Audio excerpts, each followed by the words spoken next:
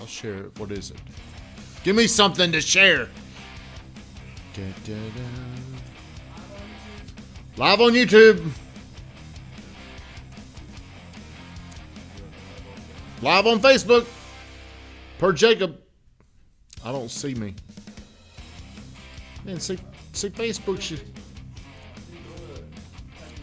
Oh, there I am. I'm in my hoodie today. You know why I'm wearing this hoodie today? Chilly out there, ain't it? It feels good, doesn't it?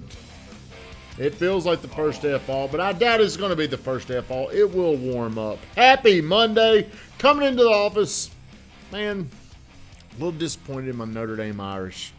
Rough weekend to get beat, smacked around by Marshall, a MAC school.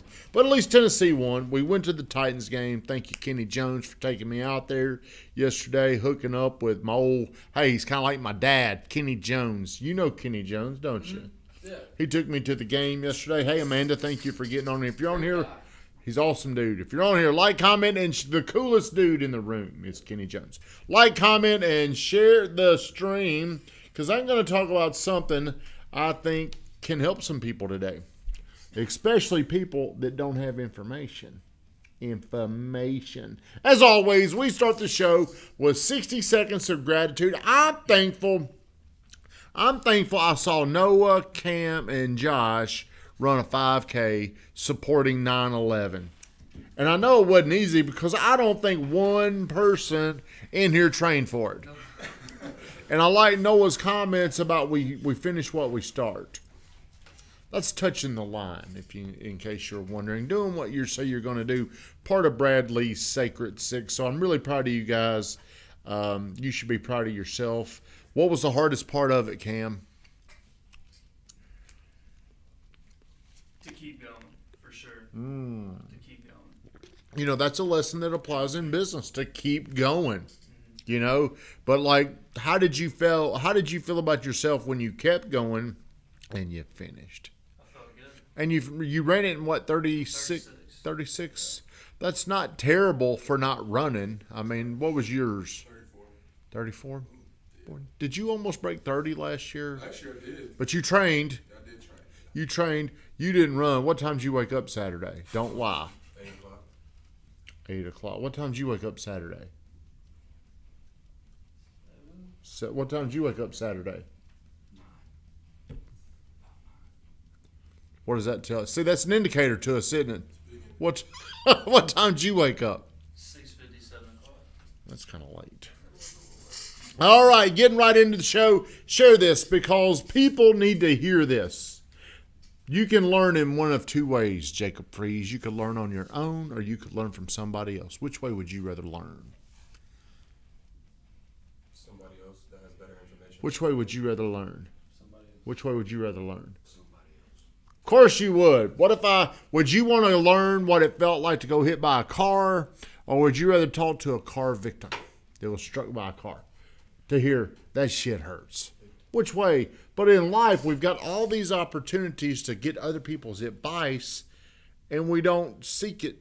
We don't take it. We don't find it. There was 3 of you went to Monster Nation, Coach Burt's conference over, I guess it was Friday there. And you're getting information. Chuck McDowell, Brad Lee, they have $100 million companies. I mean, they've got, so what they tell you is extremely valuable information. So this morning I was on the phone. I talked to my good buddy Tim Dutton just about every single morning. And we were talking about disclosures. We were actually talking about real estate this morning. And we were talking about like fine print disclosures. And I'm like, man, I just don't really even pay attention to that. That's a problem. He's like, well, Tommy, let me tell you something. This morning, he's got to go to court to battle something that, it's not their fault, but it's still something that they're dealing with. It's a wire fraud situation. Are you familiar with wire fraud? Yep. So if you're ever going to buy a house, or if you're ever going to sell a house, or if you're ever involved in a real estate transaction, this is some freaky stuff you need to know. So as you're going through the process, things move very fast. There's a lot of times I'm going to send you something, sign this, get it back to me. A lot of things are done via email. maybe some other app or something to where you're putting information that's secured where nobody else can see it. So you're building trust as you're doing these things. As you're moving closer to closing, you're looking forward to getting into your new home or getting rid of your new home or your old home, whichever one it is. Either you're a buyer or seller. And you lose sight of what could happen to you because you're focused on something so big, a new change in your life. So there's something that's becoming more and more popular, and I'm very thankful we have not had to deal with this yet. But I want you to think about how easy this could happen to you. If somebody were to send your client 2 days before closing wiring instructions, and it appears the same title company. It's sending you the wire instructions. But the title company, it may be off by like a little letter. Maybe just like if you just looked, if you just glanced, you'd say, okay, that's who I'm supposed to be sending my stuff to. Good morning, Shannon Wheeler. And you sent your money. You know, what if somebody's paying cash? You've done a cash deal. What's the biggest cash deal you've ever done? $480. They paid cash $480,000. What if 2 days before the title come, hey, go ahead and wire your money right here? They may have already put all their money up. That was their earnest money, which is a great way to win that deal. But what happens if you slip up, don't pay attention, and you give wire instructions to a fraudulent person? These are things we've got to become more aware of. Most customers are not going to understand this, because they don't do it every day. So today's lesson is we need to tell our people, look, right before closing, do not just send money off. Talk to me before you do anything. We need to verify it. Because what do you think happens if you were to wire that $480,000 to this guy? This guy understands cryptocurrency. He took your money. It was wired to this bogus wire or place, and now it's in a crypto. That money is gone. It's like you just gave a donation to a criminal. How could you prevent that from happening? How scary is that? Drew, Andre's coming in. He's coming in like he's ready to work. Has Samantha ever told you about wire fraud? Yes. Have they ever had any situations where people have lost a lot of money? There was a big one. I can't really talk about it, but they went through a lawsuit because, you're always told to check with the title company before you wire money. Yep. And a lot of people, they just get these emails from pirates. They just send their money. I could see me falling victim to this. It's something that could easily happen because, like what you're saying, the email is going to come from a very similar email address. And if you're not paying attention or if you don't know, because you've got to eventually, good morning, Hayden, you've eventually got to wire your money anyway.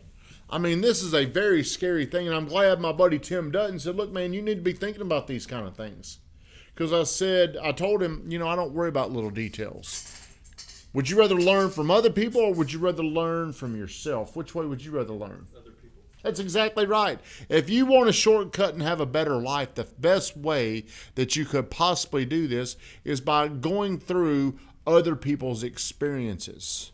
Every day I come in here and I give a lot of you guys my life experiences where I have screwed up things from the past. It's up to you guys to say, well, is this going to work for me? Does this apply to me? Does this even make a difference? And what I have found, most of the things I never paid attention to are things I probably could have prevented. But I didn't. I didn't think about it because I didn't stay focused on the things that I should have stayed focused on. We move along at a speed to where we're not paying attention to the current of the urgent. And then the next thing you know, boom, something happened. I would hate for something. Mark Moon, where are you at today, little moon guy? What's he doing? We haven't seen you in a month. He said he told Van he's going to come a little bit late. What's he doing, Van? He said he just told me he was going to be a little late. What did he say he was doing? Mark, what are you doing this morning, Mark? Shit, it's an easy question to ask people. What would you have asked him? Why aren't you coming in? Josh wants to know why you're not here. So let me tell you something. How can you find faster ways to learn more? Get around people that's already done Get around people that have already done it. What if you can't get around people? Google, YouTube, books.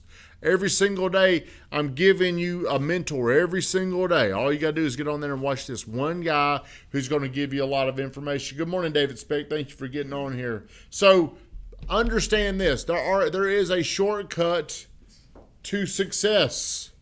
There is a way to do this. It's getting information from the people that know is the fastest way to get ahead in your life. If you want to go the long way, just try to figure it out on your own. Von Grafton, shut us down. We got